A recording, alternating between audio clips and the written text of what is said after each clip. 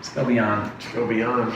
Justin Francie here with Dr. Howard Cohn, one of my favorite docs anywhere, and close friend, co-host of the GoBeyond Summit, partner in GoBeyond Summit, and we are here at the Cohn Health Institute in Costa Mesa, California, which is just one of the best places to heal, facilitate healing. These guys have incredible doctors here. He started this almost, how many years ago? 27.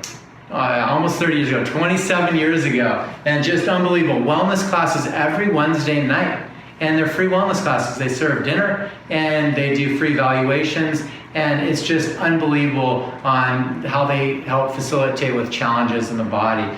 Now, one of the biggest factors in healing the body is sleep. I think it might be number one. It's number one on my list. Definitely number one.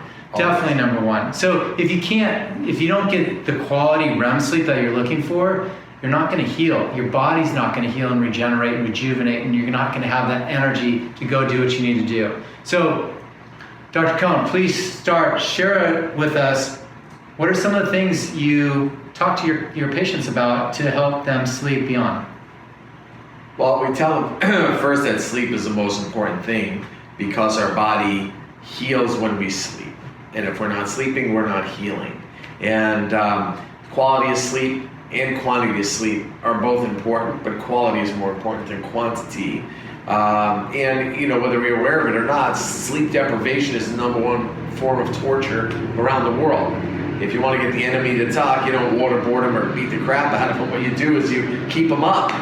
Don't let them sleep. It is that bad for you not sleeping. So the fact that we're doing the summit, the fact that we have the guests that we have, the firepower we have, the information that we have to help people go beyond in this area of sleep is really a huge thing. So it's cool to be able to share a few things about what we do. One of the things we talk about is that REM sleep, and there's different levels of sleep, but I always like to make sure, one things that have worked out for me always is the cycles. Now, you talk to different people, you get different opinions, but what I've always been taught, and it seems to bear out clinically, is that we sleep, and there are cycles, REM cycles, that many people say are like 90 minutes on average. So, meaning like, depending on how long I'm going to sleep, if I wake up in the middle of one of these cycles, I'm not going to be as rested if I can get through a whole cycle. So, a lot of times people have had very short night's sleep. Let's say they only had like 3 hours or 4.5 hours of sleep, versus like 8 hours of sleep. In 8 hours, if you slept exactly 8 hours, you would wake up in the middle of a cycle. Where if you slept 4.5 hours, you had a full cycle, and many times more rested at 4.5 hours than you are at 8 because you woke up in the middle of a REM cycle. So not having the disruption, but having to be able to sleep is also a big thing. Now, the other thing is, how am I sleeping? People say, what is the best position? It's different for everybody, but traditionally, the one position that's not good for anybody, which seems to be the most comfortable, is on the stomach, right? It flattens out your spine, you lose your curves. I know if you're exhausted, you finally hit the bed. If you got a big king-size bed, you want to starfish, as they say, it's awesome. But if you want to wake up, as we call, for lack of a better medical term, jacked up, sleep on your stomach. So the best way is on your back, but not everybody can sleep on their back based on their posture, their spine, their breathing mechanisms, all these different things, how they have their pillows. But a lot of people do very well sleeping on their side. Now, a lot of times people can have less pressure and stress when they sleep on their side with a pillow between their knees. A lot of times people have pressure on their hips or their pelvis because of how their body is and how it lies when they do sleep on their side. When people sleep on their side with a pillow between their knees, it's magic. And it's magic for their spine and their nervous system. So these are the things as far as positional. Other things about sleep is really more what do we do to wind down, and how do we stay asleep through the night? There's different, in Chinese medicine, there's a 24-hour clock, which every 2 hours, energy goes from one organ or one meridian to the next. And a lot of times, depending on when we wake up, may or may not have to do with certain meridians or parts of our body. If we're waking up in the middle of the night, it may be related to our liver or gallbladder. Later in the day, or later, like late morning could be, early morning could be like a lung or a large intestine. So really, as you follow that 24-hour clock, you get to see based on when people wake up, sometimes it has to do with a block in those meridians, where an acupuncturist or like a chiropractor that's aware, or some kind of naturopath or practitioner that's aware of those cycles and could do something to interface, whether it's physically, nutritionally, emotionally, to move them through that block meridian. Now they're able to actually get through that sleep cycle and sleep better. So those are things that are great. Yeah, I mean, there's so much we can talk about. I mean, you hit the nail on the head, and I'm one of those guys that will wake up between 2 and 4 in the morning often, and so when I make it to 3 or 4, as close to 5 as I can, I'm good. But then what I've also noticed is now I have a new EMF solutions that clear the EMF frequency, so even if I do wake up earlier than I should, I've had better quality sleep, and so clearing off the EMF has been helpful for me. Is that you see that true with? Yeah, it's big. A lot of times, the rules. There's many rules of sleep. One is to turn off your Wi-Fi at night. That is the best. Most people do not do that. I mean, there's no reason to have it on at night. But if not, you're it, man. It is cycling through you. The other thing too is not being within 3 feet of any plugged-in device. There's no reason to do it. Or your phone, there's no reason to have your phone within 3 feet of your head. If you must, for whatever reason, put it on airplane mode so you don't have like the GPS, you don't have the satellite waves, you don't have the cell waves from the cell towers, you don't have all these different, the Wi-Fi frequencies going through you when you're trying to sleep. If the outlets are where your head is, turn the bed around or move the bed so that it's not. And if not, there are solutions. You mentioned EMF solutions, which you like and have great experience with. There are things that you can do like that, where you can plug things in the wall to neutralize it. But again, it's better to see, and which is great, because some people just can't move their bed, or there's outlets everywhere for whatever reason, where they really need to protect the room. So those are the electromagnetic frequencies, EMFs, having solutions to nullify those or neutralize them as best possible. We live in this world now. We can't escape it. It's here to stay.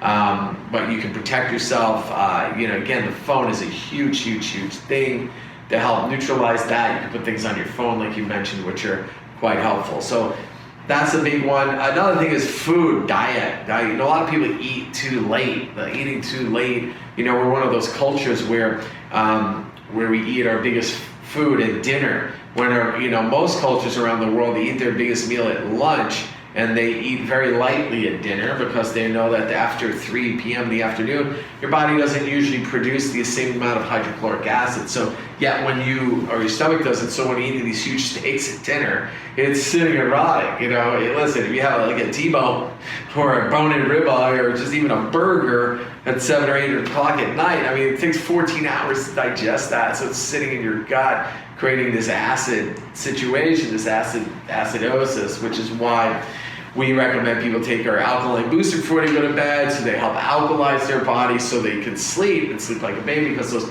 alkaline minerals are very calming. When you're eating acidic foods late at night, your body leaches minerals to help buffer the acid in your blood to keep your body at 7.365 pH. So, but it's robbing precious minerals that you need to wind down and sleep, and that's been disruptive for a lot of people's sleep. So we highly recommend that people do that. We actually recommend that they shift their diet. But listen, we go out, we're doing stuff. Right. You're gonna do it. But as we say, if you do the crime, you got to do the time.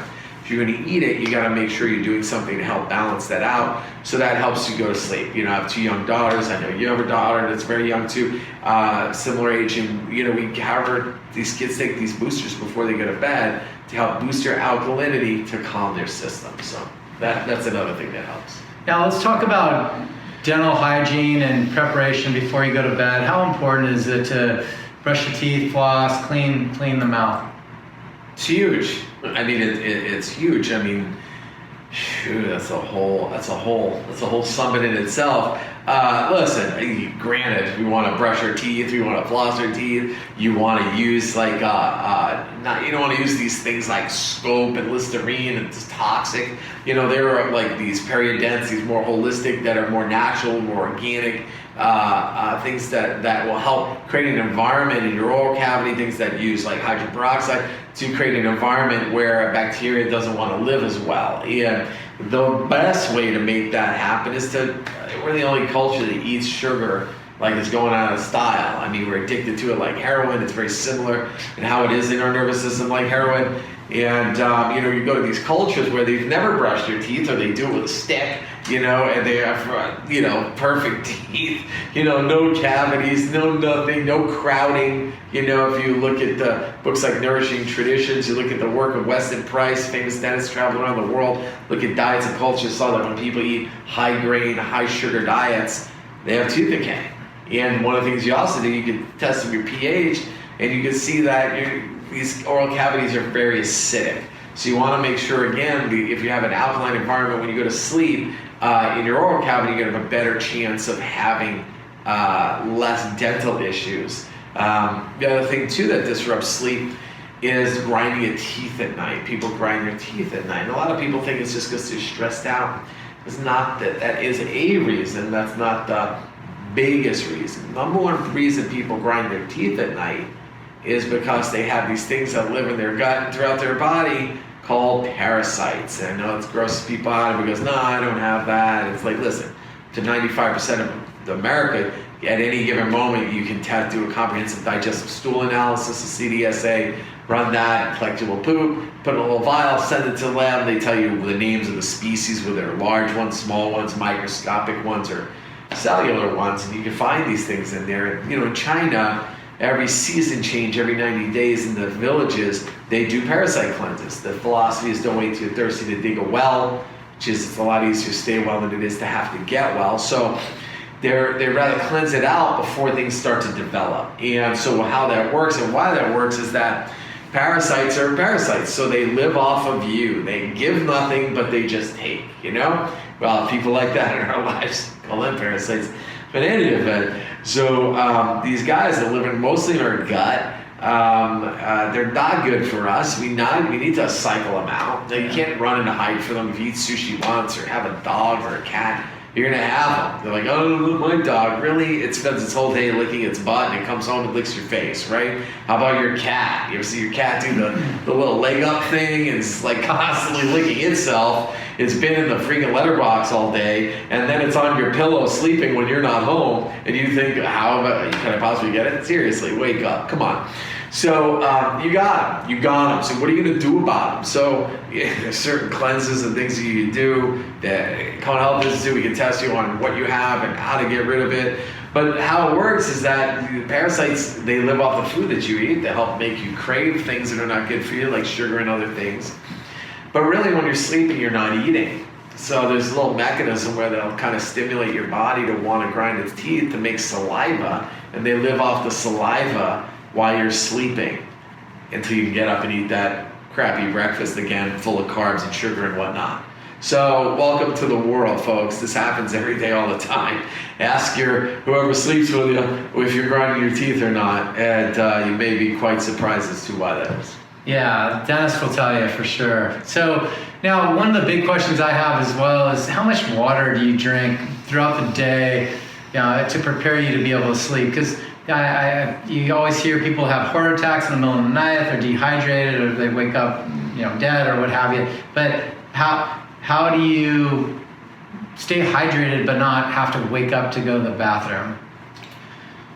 Well, most people are not drinking enough water. When you tell people how much water they probably should be drinking for their body, they freak out because they think if I drink that much water, I'll be up all night peeing. No, that might be at first until your body acclimates. But most people should be drinking at least half their body weight in ounces in water a day. Most people don't do that at all. Some people say it's up to 2/3 your body weight, which seems like a ridiculous amount of water for some people. But most people are dehydrated. And a lot of times it's not the water you're drinking, it's that you're not absorbing it. Now, water is reabsorbed in your body, in your large intestine, in your colon. If you have issues with your gut and your colon that you have not cleaned out or detoxified out, you're going to be drinking a lot of water, you're going to be peeing more because you're not absorbing it, reabsorbing it. So, the naturopaths have a mantra, they say death begins in the colon, which means garbage in, garbage out. We're across the street from John Wayne Airport right now, where the clinic is here.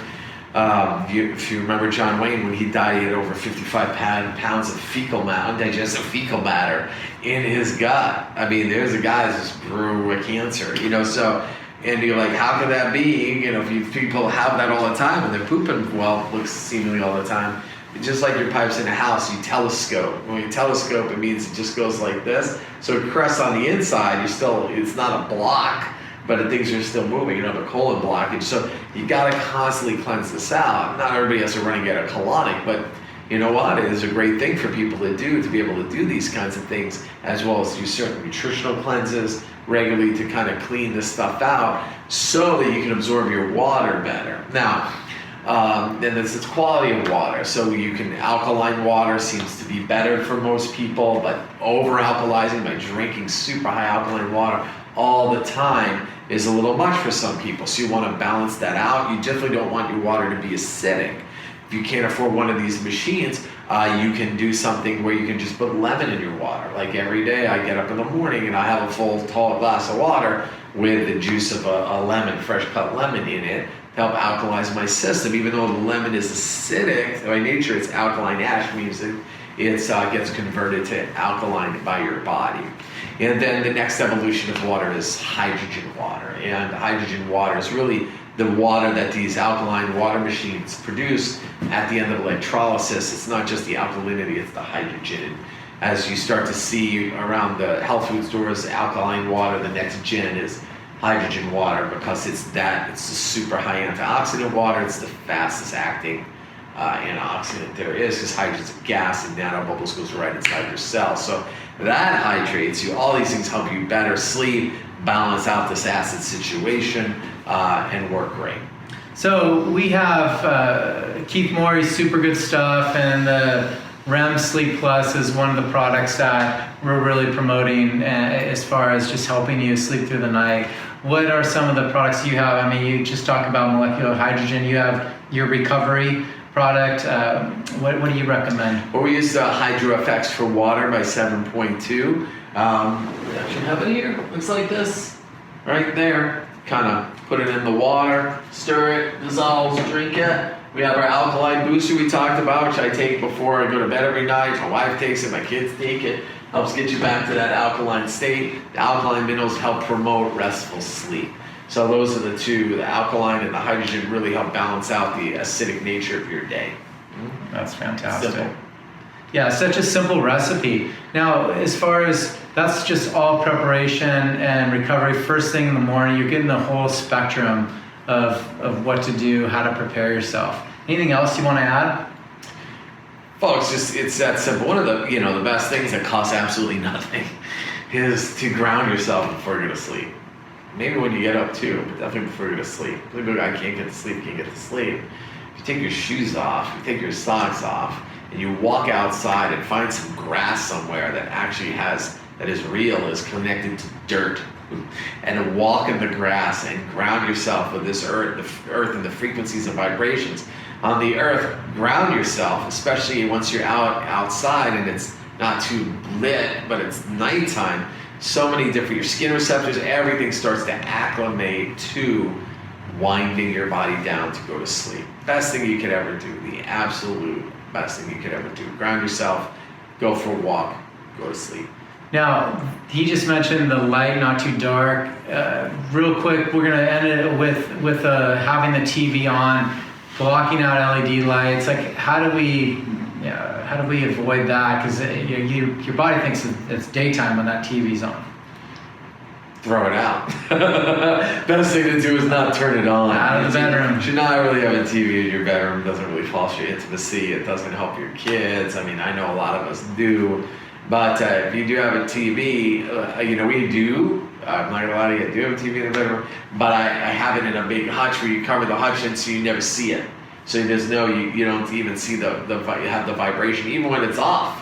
So it's behind a huge wooden thing. So we don't really have it in clear view, but it's in there in case like somebody wants to watch something during the day for a movie or something. Yeah, and blocking out the light-colored glasses just to block out the LED, help defend it off as well. I found it's really helpful. So, My goodness, you guys, we just heard from Dr. Howard Cohn at the Cohn Health Institute and gave some crazy good wisdom on helping facilitate you sleep beyond. So thank you so much, Dr. Cohn. Thank you, Justin, and thanks for doing this great event. It's helping a lot of people. Yeah, you're part of it. So you guys, come visit Dr. Howard Cohn at the Cohn Health Institute. CohnHealthInstitute.com, Costa Mesa, California, and he has a whole clinic here, which is just one of my favorites I've ever seen, one of the most comprehensive. And they do vitamin drips on through to help balance your hormone levels so you sleep. And they have all the super good stuff for clearing nasal passages, pretty much every solution that you're looking for for health and wellness and vitality and performance. It's here. He's the founder of it. So you just got an amazing about 20 minutes with one of the legends in the business. So thanks for going beyond with us and get a great night's sleep tonight. All right, bye guys.